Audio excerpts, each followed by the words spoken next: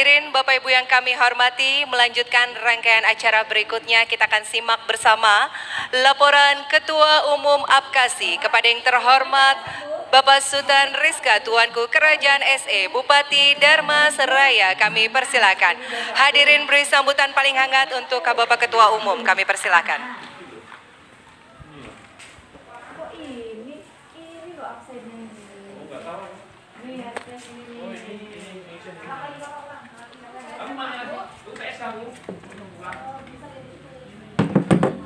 Bismillahirrahmanirrahim. Assalamualaikum warahmatullahi wabarakatuh. Selamat pagi, salam sejahtera bagi kita semua. Om Swastiastu, Namo Buddhaya, salam kebajikan. Yang terhormat, yang kita muliakan, yang kita banggakan, Bapak Abdullah Azwar Anas, Menteri Pendayagunaan Aparatur Negeri dan Reformasi Birokrasi, dan juga selaku Dewan Pembina APKASI, dan juga yang terhormat Kepala BKN RI Bapak Bima Arya Wibisana. Terima kasih Pak hadir pada kesempatan ini. Yang terhormat Menteri Keuangan Republik Indonesia, dalam hal ini diwakili oleh staf ahli bidang pengeluaran Bapak Made Arya. Yang terhormat Menteri Pendidikan, Kebudayaan, Riset dan Teknologi, yang dalam hal ini diwakili oleh PLT Dirjen Guru dan Tenaga Kependidikan Prof. Nunung. Yang terhormat Menteri Kesehatan Republik Indonesia yang dihadiri oleh Dirjen Tenaga Kesehatan Ibu Arianti Anaya, dan juga yang saya hormati, yang saya banggakan rekan-rekan Bupati, Pak Sekjen, Bupati Goa, Bu Bendum, Bupati Serang, dan para rekan-rekan Bupati selaku Dewan Pengurus, terkhusus kepada para Korwil yang hadir pada kesempatan yang berbahagia ini, dan para pendamping, para sekda, kepala BKPSDM, dan para pejabat di lingkungan pemerintah kabupaten dari seluruh Indonesia. Pada kesempatan yang baik ini, izinkan saya berpantun satu Pak Menteri.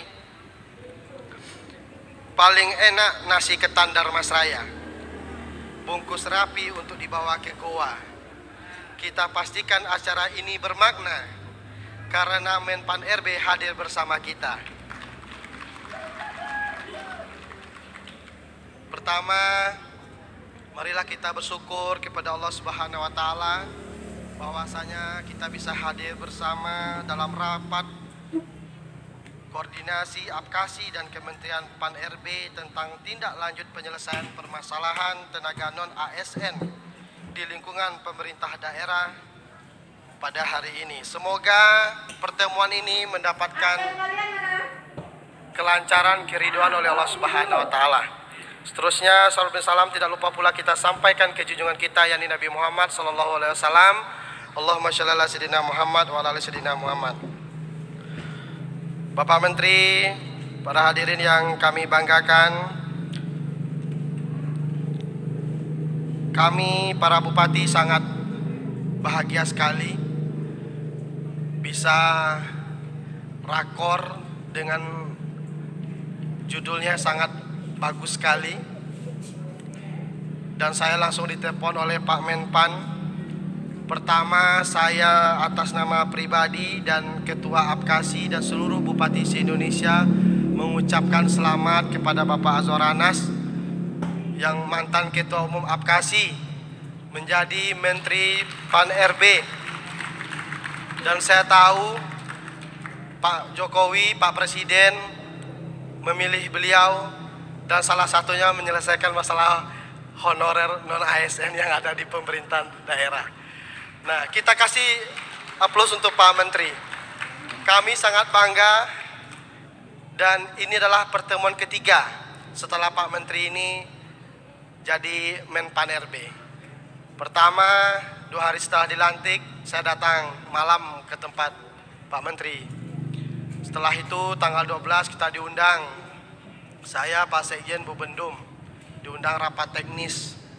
Nah, alhamdulillah kita menindaklanjuti rapat teknis. Nah, hari ini kita dapat berkumpul kembali pada hari ini untuk menyamakan persepsi antara pemerintahan daerah dengan pemerintahan pusat, baik pun untuk juga pembiayaan masalah tenaga non ASN yang ada di lingkungan pemerintah daerah. Bapak Ibu yang saya hormati, izin kami melaporkan pada Pak Menteri, Rakor hari ini menindaklanjuti yang telah kita bahas kemarin dengan peraturan pemerintah nomor 49 tahun 2018 tentang manajemen pegawai pemerintah dan perjanjian kerja atau P3K.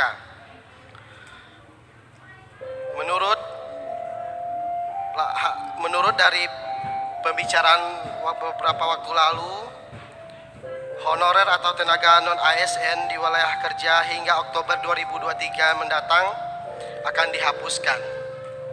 Nah, ini menjadi kegelisahan bagi kawan-kawan kepala daerah dan juga para honorer yang ada di daerah. Kebijakan ini telah menimbulkan keresahan. Nah, maka para tenaga non ASN yang banyak ditempatkan di garda terdepan pelayanan masyarakat seperti guru, tenaga kesehatan, Satpol PP, pemadam kebakaran, dinas perhubungan dan lain-lainnya sebagai merasa khawatir akan kehilangan pekerjaannya. Sementara kesempatan untuk menjadi P3K melalui seleksi secara terbuka dengan persyaratan tertentu jadi kendala untuk diikuti oleh tenaga honorer yang lama. Terlebih mereka harus bersaing dengan para lulusan sarjana yang baru lulus. Sedangkan bagi pemerintah daerah, pengangkatan P3K oleh pemerintahan daerah sebagai konsekuensi penghapusan tenaga honorer jelas akan membebani APBD. Mengingat P3K ini memiliki standar gaji dan tunjangan yang hampir sama dengan PNS. Nah, juga kawan-kawan para bupati memberikan saran kepada kami Pak Menteri, kalaupun itu diangkat P3K, uangnya harus ditransfer oleh Menteri Keuangan ke daerah-daerah. Karena kita sudah 2 tahun ini pandemi, dan pun uang kita refocusing, anggaran sudah tidak ada lagi. Tambah lagi beban P3K ini akan menjadi permasalahan baru bagi kita. Nah, kawan-kawan yang sudah mau habis jabatan, mikir lagi. Kawan-kawan yang mau melanjutkan perjuangan juga terkendala masalah ini. Nah, maka hari ini kita tidak ada marah-marah Pak Bupati. Ini Pak Menteri sudah datang sama kita, para dirjen sudah perwakilan dari Kementerian Keuangan, Kementerian Pendidikan, Kementerian Kesehatan, dan dari BKN juga sudah hadir. Nanti kita ada panelnya tanya jawab. Jadi kita hari ini mencari solusi, win-win solutionnya bagaimana ini bisa diselesaikan dengan baik dan secara aturan yang berlaku. Maka dalam pertemuan yang sangat baik ini, intinya APKASI akan mendukung program-program dari Bapak Menpan RB untuk kita jadikan satu motivasi untuk membangun pemerintahan daerah lebih baik lagi. Nah, untuk itu kami selaku Dewan Pengurus menjadikan isu tersebut sebagai topik pembahasan dalam forum-forum APKASI seperti rapat kerja nasional, rapat-rapat Korwil, seluruh rapat-rapat yang kita datangkan kepada provinsi-provinsi baik pun Rakernas. Itu salah satunya yang menjadi dominan itu masalah P3K. Yang pertama itu mengatasi persoalan tenaga yang tidak dapat mengikuti seleksi CAD itu Pak Menteri. Dan kemudian perlu disusun rentang gaji sesuai dengan kemampuan daerah. Penambahan DAU untuk pembiayaan P3K di lingkungan pemerintahan daerah. Dan kemudian bagi tenaga non ASN yang tidak memenuhi syarat menjadi PNS atau P3K karena kualifikasi pendidikan yang tidak terpenuhi dapat diberikan kesempatan sesuai minatnya seperti pelatihan kewirausahaan atau kartu prakerja dan lain-lain. Yang keempat, kepala daerah dapat diberikan alokasi formasi P3K dalam rangka mendukung visi misinya yang kontrak kerjanya sesuai dengan periodisasi jabatan kepala daerah. Jadi yang mau habis 2 tahun ini Pak Menteri. Yang lanjutan 2024 pemilihan berarti 5 tahun ke depan bupatinya yang berkontrak untuk 5 tahun ke depan. Sedangkan bagi tenaga non ASN, bagi tenaga administrasi teknis yang tidak memenuhi syarat menduduki jabatan fungsional perlu diperluas dalam masa transisi 5 tahun. Untuk tenaga non ASN diangkat dalam P3K. Jabatan pelaksana khususnya seperti teknis yaitu guru, tenaga kesehatan, Satpol PP, penata tantrip, pemadam kebakaran, analisis kebencanaan, laporan pendidikan dan digital. Nah, ini perlu dikaji Pak Menteri karena kalau di P3K kan semua juga etos kerjanya tidak baik dan juga anggarannya juga perlu kita perhatikan secara bersama. Nah, perlu kami informasikan bahwa peserta rakor ini hadir para bupati, sekda, kepala BKPSDM dan para asisten juga hadir Pak Menteri, yang diikuti lebih kurang 350 peserta.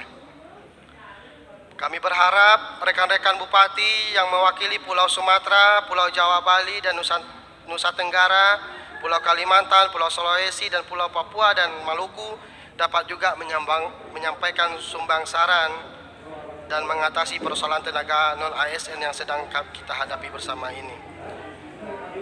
Karena kalau tidak Pak Menteri, ini WA saya penuh semua. Apalagi kita sudah share kepada kawan-kawan bupati untuk kegiatan hari ini, semuanya memberikan masukan. Nah, maka perlu kita sikapi dengan baik.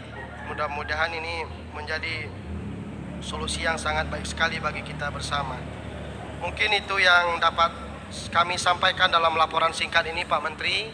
Kami sekali lagi menyampaikan terima kasih banyak karena kita tahu Pak Menteri adalah mantan bupati, mantan ketua umum APKASI, dan hari ini istri beliau Bupati Banyuwangi juga.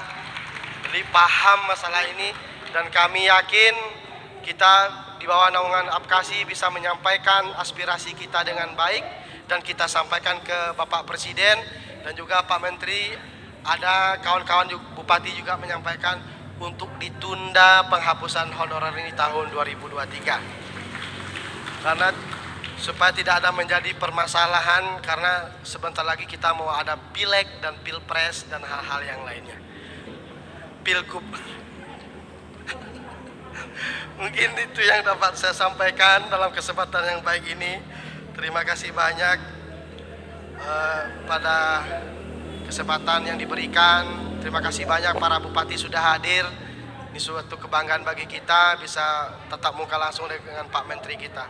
Saya akhiri, wabillahi taufiq wal hidayah. Assalamualaikum warahmatullahi wabarakatuh. Om Santi, Santi, Santi Om.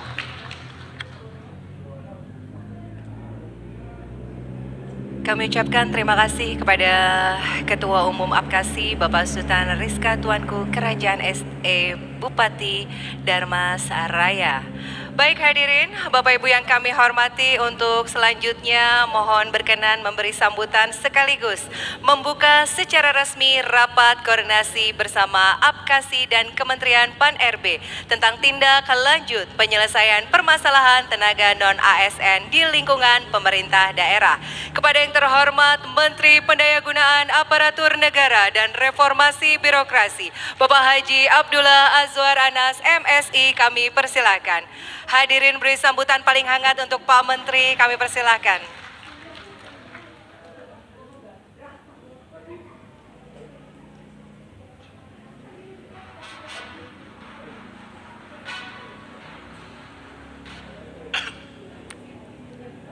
Bismillahirrahmanirrahim. Assalamualaikum warahmatullahi wabarakatuh. Selamat pagi, salam sejahtera buat kita semua. Bismillah, alhamdulillah, wala hawla wala quwwata illa billah. Allahumma sholli wa sallim ala sayyidina Muhammad wa ala sayyidina Muhammad tamma ba'du. Om Swastiastu, Namo Buddhaya, salam kebajikan. Yang saya hormati sahabat saya Ketua Umum APKASI Pak Sultan Rizka. Tepuk tangan saya kira buat Pak Ketua Umum, Ibu Bendara Umum, Pak Sekjen, ada Wakil Ketua, Pak Bupati Tangerang, Pak Zaki, dan para bupati seluruh Indonesia. para sekda dan wakil bupati yang hadir pada kesempatan ini. Yang saya hormati Pak Kepala BKN, berdiri Pak Kepala BKN biar kenal teman-teman. Nah, ini Kepala BKN yang menentukan data berbagai hal soal kebijakan ASN ini beliau. Kita ajak sengaja hari ini. Saya ngajarin agak full tim. Ibu Sesmen, saya minta Bu Rini berdiri, Bu Rini. Nah, kita undang hari ini. Kemudian Pak Deputi SDM, Pak Alek, silakan Pak Alek. Nah, kita full tim hari ini. Ada dari Kemenpan yang belum saya perkenalkan, Pak Alex. Oh, Pak Aba, silakan. Ini yang ngurusi data teknis soal kepegawaian, Pak Aba. Ya. Kemudian juga ada deputi dari BKN yang terkait dengan data, Pak Harmen. Saya minta berdiri, Pak Harmen. Ya. Saya sengaja ingin sekarang semua proses pengambilan di keputusan Kemenpan dengan BKN mesti bareng. Tidak ada data yang bolong, tidak ada data yang beda. Mesti kita bersama-sama. Hadir juga pada kesempatan ini yang mewakili Pak Kemendagri, silakan berdiri Pak. Nah ini Pak Direktur dari Kemendagri. Kemudian dari Mendiknas mewakili Mas Menteri, Bu Dirjen, silakan berdiri Bu Dirjen. Nah kemudian yang mewakili Kementerian Keuangan, nah, ini yang paling penting ditunggu banyak orang. Tepuk tangan saya kira buat beliau, dari staf ahli ini. Kemudian yang mewakili Kemenkes, oh ya Bu, monggo. Ya ini silakan. Ya. Ada lagi yang belum kami sebut dari kementerian yang mewakili sudah semua. Nah, Ibu dan Pak sekalian saya hormati, saya ini hari disorot oleh banyak kamera. Kira-kira ditunggu soal honorer itu kayak apa kira-kira. Jadi saya baru jadi menteri kena bola panas kira-kira. Bola panasnya bukan soal keputusannya, diserbunya WA sama para bupati ini saya ini. Karena mantan ketua umum Apkasi dengan teman-teman. Oleh karena itu saya bilang kita duduk bareng dan nanti kita akan sampaikan beberapa hal yang ingin kami sampaikan pada kesempatan ini. Ibu dan Pak saya hormati, next slide, saya sering sampaikan ini bahwa Indonesia, kemarin juga saya sampaikan di tempat ini juga, kita ini akan masuk segera 4 besar dunia ekonomi kita, bukan main-main, bukan kaleng-kaleng. Ini data dari Bloomberg. Nah jangan sampai nanti ada daerah yang hebat banget sistemnya, pelayanannya, sementara ada daerah yang masih tertinggal karena tertumpuk oleh SDM yang kadang tidak siap. Ini sampai kapan akan terus begini? Tentu ke depan perlu kesepakatan bersama. Pemerintah maksa dari atas, kalau kesadaran kolektif dari kepala daerah kurang, ini terus akan numpuk. Kira-kira gitu. Bayangkan 4 besar, maka harus kita persiapkan. Industri dalam negeri kita tumbuh, harus tumbuh. Maka Presiden meminta e-katalog kita harus jalan. Nanti tanggal 29 akan pertemuan di Bali dengan Bapak Presiden. Bapak Presiden akan ngecek e-katalog Bapak Ibu sekalian. Sudah di e-katalog belum? Oh, Pak Menteri, Pak Anas, sekarang ini pertengahan anggaran. Berarti tahun depan sudah wajib e-katalog minimal berapa persen Bapak mesti targetkan untuk mendorong industri dalam negeri kita tumbuh. Yang berikutnya sekalian, ini selalu saya sampaikan di berbagai kesempatan arahan Bapak Presiden. Bahwa birokrasi itu harus berdampak. Ya, harus melayani. Saya sih sederhana saja. Saya waktu jadi bupati, Bu, kalau ada orang masuk ke kantor sederhana saja, harus senyum. Orang masuk ke lingkungan Pemda nggak boleh dia nanya saya mau ke ini di mana. Kalau perlu ditanya dulu. Jadi pertama kali saya jadi bupati, saya briefing di upacara, saya tidak mau orang masuk ke kantor saya, oh ada orang tidak senyum. Maka waktu saya wajibkan ada namanya. Sehingga orang kalau datang kok nggak senyum, catat namanya, laporkan ke saya. Sehingga waktu itu ada namanya semua. Yang berat namanya beda, dikasih nama berbeda ini. Nah, jadi waktu itu kira-kira. Jadi Pak Bupati, pelayanan itu sederhana saja, termasuk dari senyum, dan orang kalau datang ditanya dulu, itu bagian dari pelayanan supaya mereka senang. Yang kedua, reformasi bukan tumpukan kertas. RB ini seolah-olah ini pelaporan, bikin apa dan seterusnya, kira-kira gitu. Dan RB ini kadang pencapaiannya sekarang orang sibuk karena supaya tukinnya naik. Ini repot kalau dipahami. Maka tentu ke depan ini supaya bersama-sama kita rubah. Yang kedua, harapan beliau ini birokrasi ini lincah dan cepat. Saya sering sampaikan dari banyak buku, 3 ini saja bukunya Peter Drucker, bahwa ke depan Bapak Ibu pilihan kita harus cepat. Kalau pilkada mau kepilih lagi, tidak ada pilihan kecuali kita menggerakkan ASN kita untuk cepat bekerja dan melayani. Memang yang mengeluh banyak, tapi peluang untuk cepat melayani itu juga banyak. Yang kedua tentu perlu inovasi. Macam-macam inovasi ini nanti kita sampaikan. Yang ketiga adalah marketing, menyampaikan ke publik apa yang sudah Bapak kerjakan. Jadi Bapak mengerjakan sesuatu, Bapak mesti masukkan di IG sebagai bentuk pertanggungjawaban publik supaya rakyat percaya, oh Bupati saya bekerja. Termasuk hari ini Bapak Ibu meninggalkan kantor. Kalau dulu saya tulis di status saya, hari ini saya sedang ke Jakarta, sedang rapat ini. Maka orang di kampung saya tahu ketika saya meninggalkan Banyuwangi, oh sedang rapat kira-kira. Itu aja orang udah senang, minimal tahu. Oh sedang diperjuangkan. Termasuk tadi saya curiga sama Pak Kepala ini, tadi tanya, yang doa itu jangan-jangan honorer tadi itu. Maka isi doanya doa honorer. Yang terakhir yang gak enak, min jahdil bala itu. Jangan-jangan dia keputusan kita, dia ngebala kan kacang. Saya bilang tadi, itu dari mana yang doa tadi? Waduh, ini berat kalau pemimpin yang ngambil keputusan dan ngebala. Ini Pak Aba yang berat nanti sama Pak Pak Kepala BKN ini.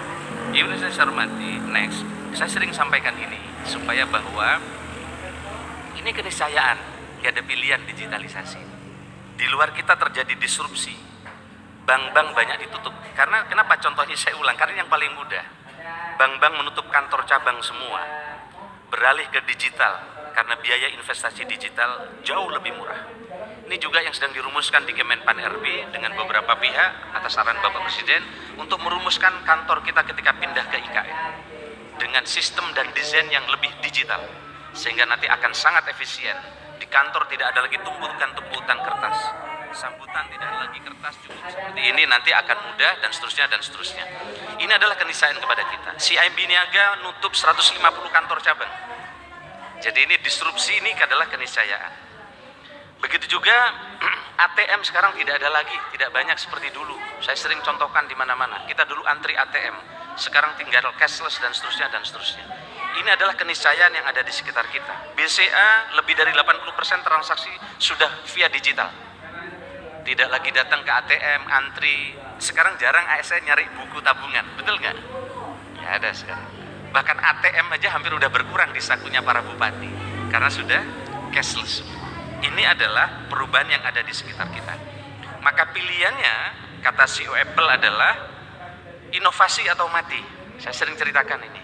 Saya dulu punya HP Nokia gede banget segini, udah bangga. Saya tenteng kalau perlu, ini kelihatan terus di sini. Nokia tuh. Tapi Nokia kemudian mati sebelum di launching karena pendiri Nokianya masih terjebak di emosi masa lalu. Maka dia mempertahankan fitur-fitur tertentu. Akhirnya sebelum di launching kalah. Nah kita ini juga sama. Kadang terjebak masa lalu, maka kemudian inovasi kita jadi terkendala. 500 perusahaan dan seterusnya ini contoh. Nah, yang berikutnya teman-teman, kita sekarang menghadapi dilema-dilema yang serius terkait dengan ASN. Waktu Bapak menyampaikan pidato visi misi jadi bupati, kita ke depan akan ciptakan birokrasi yang hebat, yang lincah dan cepat dan seterusnya dan seterusnya. Sementara ASN kita perlu syarat-syarat juga yang hebat dan seterusnya dan seterusnya. Kita sekarang menghadapi tantangan global karena indeks kualitas ASN kita dibanding negara-negara lain ini masih di bawah.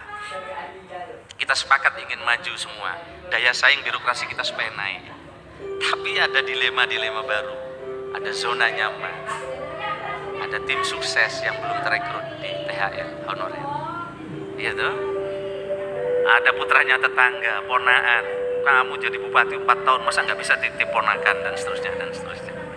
Ada ponakannya menantu dan dan seterusnya dan seterusnya. Ada banyak hal sih. Sehingga sekarang kita nih kayak tarik tambang.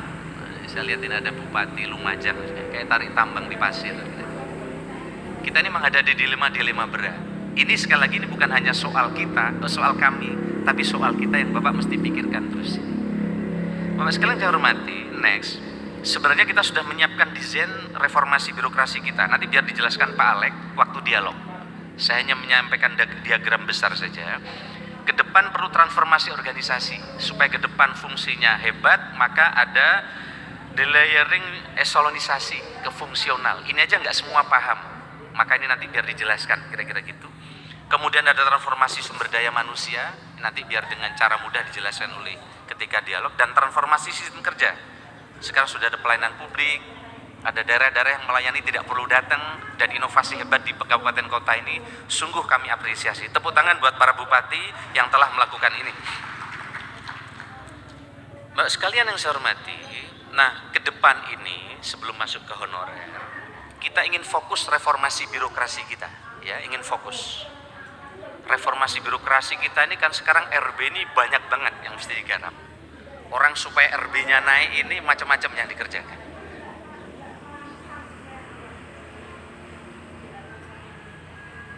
10%. 10%. Ini pun setelah diturunkan passing grade-nya 10%, itu ada yang tidak lulus 438.000. Bayangkan. Jadi lulusnya 209.000, yang tidak lulus 430.590. Ini sudah diturunkan 10%. Berarti dulu, bukan sekarang, mungkin ngangkutnya nih sembrono ini. Asal dimasukin ASDP, anak saudara ponakan dan menantu ini. Yang ke depan insya Allah sekarang nggak ada, mudah-mudahan. Nah, bayangkan passing grade jadi luar biasa. Nah, berikutnya Pak sekalian, ini sejarahnya biar tahu, biar yang marah-marah teman-teman, ini teman-teman saya cerita nggak jadi marah-marah kemarin ini. Nah, setelah 2012 ada Permen Pan RB 36 2018. Di mana seleksi CPNS bagi ex-THK 2 tahun 2012, nakes dan tenaga pendidikan. Lulus dari ex-THK 2 itu 6.812 dan sisa ex-THK 2 440.687. Dan di sini langsung juga dilarang ada non ASN lagi, nggak boleh ngangkat honorer karena 2005 terakhir, ini 2018 maunya terakhir lagi. Sudah Pak, ini super terakhir 2018. Nah, kata Pak Bupati Dasma, itu terakhir bupati sebelum saya Pak, yang saya belum. Nah, jadi walhasil nggak bisa terakhir terus ini. Nah terus gimana ke depan, kayak apa kompetisi kita? Bayangkan datanya, ini sudah passing grade diturunkan 10%. Saya semalam dikasih tahu Pak Bima, kaget-kaget. Ini saya sampaikan kepada teman-teman, termasuk Pak Zaki, saya sampaikan Pak Zaki. 10% loh, Bupati Butatu. Nah, 2018 sudah dibuat aturan, ya. Kemudian Permen Pan RB 2019 itu melakukan seleksi THK kedua, itu lulus 30.361, sisa 410.000. Kemudian seleksi P3K bagi dosen dan tenaga pendidik di PTNB 2.854 dan penyuluh pertanian THL 11.590. Ini kita lihat ini. Nah, kemudian ada Permen Pan RB 27 2001, seleksi CPNS guru dan JF non guru. Kita lihat ini ya, info BKN itu per 10 September. Nah, jadi kemarin Pak Cahyo almarhum itu hanya mengirimkan surat kepada teman-teman, ngingetin loh ini. Mestinya transisi 5 tahun ini bisa berlangsung dengan baik, maka sebelum 2023 jalan, beliau kirim surat ke kita semua ngingetin. Ternyata teman-teman kaget, merasa tidak tahu. Nah, hari ini proses ini kita ingin beritahu bahwa ternyata ada proses-proses seperti ini. Nah, Bapak sekalian kami hormati, ini ada sisa tenaga yang mesti kita beresin mestinya. Maka kemudian kita juga ingin data. Nah, ternyata setelah dikirim surat dan teman-teman mengirim data yang masuk, sampai per tadi malam saya kaget minta data ke BKN. Mestinya kan PR kita ini kan tinggal 400 ribuan ya Pak Hermin. PR kita yang akan kita beresin 410.000 orang. Ini tuntas sudah 5 tahun ini. Ternyata sampai tadi malam tiba-tiba data masuk baru dari para kepala daerah dan teman-teman 1.100.000. Waduh, ini PR baru 1.100.000. Maka nanti di belakang kami akan sampaikan beberapa hal. Next kita lihat. Ini ya petanya gitu. Jadi teman-teman jadi paham ya, passing grade sudah diturunkan. Nah, kalau ini kita hanya ngangkat honorer semua, tidak ada formasi umum, kerepotan Bapak sendiri ke depan. Bapak tidak akan punya tenaga IT yang hebat untuk membantu visi misi Bapak. Bapak akan kesulitan bergerak cepat karena Bapak tidak temukan tenaga-tenaga teknologi yang Bapak perlukan. Kecuali honorer yang Bapak angkat memang sudah diseleksi. Waktu saya ngangkat honorer di Banyuwangi, kami seleksi di BKD Pak. Honorer pun kami seleksi pakai CAT di BKD. Yang rekomendasi teman-teman Dewan kita kasih tahu, ini loh yang kamu rekomendasi 10, yang masuk cuma 3. Nah, kita umumkan nilainya. Ternyata belum masuk, kita turunkan lagi kayak tadi sampai 80. Jadi honorer pun kita seleksi pakai CAT saya waktu di BKD. Mana Pak Sekda Banyuwangi? Ada tadi saya lihat. Nah itu Pak Sekda Banyuwangi. Nah, didatengin orang setiap hari, tapi ada hasil CAT-nya. Oh nggak cocok ternyata di sini. Nah. Jadi meskipun honorer waktu itu kualitasnya relatif bisa dijaga meskipun tidak bisa semuanya. Next, ini potret yang disampaikan oleh Pak Kepala BKN hasil dari Bappenas. Coba Pak sekalian teman-teman, setahun ada tenaga pendidikan yang sampaikan ke kami semalam dari Kepala BKN, 274.000 orang lulus FKIP ini setahun. Kalau 5 tahun, bayangkan, berarti ada orang lulusan tenaga kependidikan lebih dari 1 juta. Dan ini kalau tidak ada formasi ASN, ini akan pengangguran sebagian. Atau tidak ada formasi P3K. Yang nanti nempel ke Bapak ini. Wah, nempel ke sini supaya jadi honorer dan seterusnya. Tetapi sebagian juga mereka jadi tenaga terampil hebat. Yang 274.000. Tapi persentasenya kurang lebih 13%. Kira-kira gitu. Nah yang ekonomi banyak 234.000 setahun yang lulus. Berarti 5 tahun lebih dari 1 juta juga. Ada teknik 195.000, sosial 195.000, kesehatan 180.000 setahun. Ini di depan mata kita yang fresh, yang baru lulus. Sementara Bapak Ibu diminta menyelesaikan yang honorer tadi, yang rekrutmennya ada yang bagus, karena tidak semuanya nggak bagus. Banyak juga Bapak Ibu merangkat honorer yang anak-anak hebat, tapi tidak semuanya. Kira-kira hari ini saya ingin nyampaikan peta masalah. Saya langsung nurutkan kening Pak Sarman. Berat amat jadi Menpan RB. Saya ini jadi si malakama ini. Nah, next. Ini kemarin sudah saya sampaikan data dari BKN. Ternyata problemnya bukan hanya SDM Bapak Ibu. Ternyata problemnya juga anggaran. Tadi Pak Deputi dari Kementerian Keuangan. Jadi teman-teman yang ngeluh semua ini Pak. Jadi ternyata ngangkat THL, nih Pak Sekda Banyuwangi lapor waktu zaman saya mau ngusulin banyak-banyak 4.000 orang. Disangkanya akan ada dana transfer Pak. Ternyata setelah diangkat 4.000 orang nggak tambah di AU-nya. Nah, akhirnya Pak Sekda Banyuwangi harus membayar ini 240 miliar gaji. Yang semestinya untuk membangun jalan digeser untuk biaya P3K. Betul nggak teman-teman? Karena dulu beranggapan akan dana transfer. Tapi sementara Ibu Menteri Keuangan juga punya pendapat, ini kan di tempat sampean di daerah, ya udah bagi aja DAU yang ada, tambah pening kepalanya. Nah, inilah saya kira Bapak Ibu nanti tim dari Kementerian Keuangan minimal diafirmasi. Maka muncul Pak beberapa pandangan teman-teman ke kami, Pak staf ahli. Kemarin usul, Pak kalau memang nggak bisa semuanya dibayar Menteri Keuangan, yang urusan wajib saja disampaikan ke kami. Apa itu? Pendidikan dan kesehatan. Jadi berbagi, yang lain dibayar oleh Pemda, tapi pendidikan dan kesehatan karena urusan wajib itu dibayar oleh pusat. Nah, itu baru usulan. Nah, baru usulan. Saya sendiri belum kami sampaikan ke Menteri Keuangan karena keuangan kita memang terbatas. Nah, kira-kira gitu. Nah, ternyata yang ketiga problemnya penyebaran. Jadi sudah diangkat oleh Bapak Ibu di luar Jawa, formasinya udah ada, dapat setahun minta pindah ke Jawa. Maka yang terjadi banyak formasi di daerah terpencil yang biasanya udah disiapkan di tahun tertentu jadi kosong. Inilah PR kita semua sedang kami beresin dengan BKN supaya ini tidak terjadi lagi. Setuju Bapak sekalian ya? Ya, supaya dari daerah-daerah di desa-desa tidak pindah ke kota. Ini porsi pegawai pelaksana yang semakin besar, kita lihat teman-teman.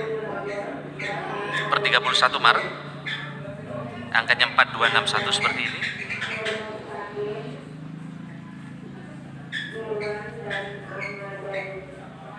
Pegawai strukturalnya kita lihat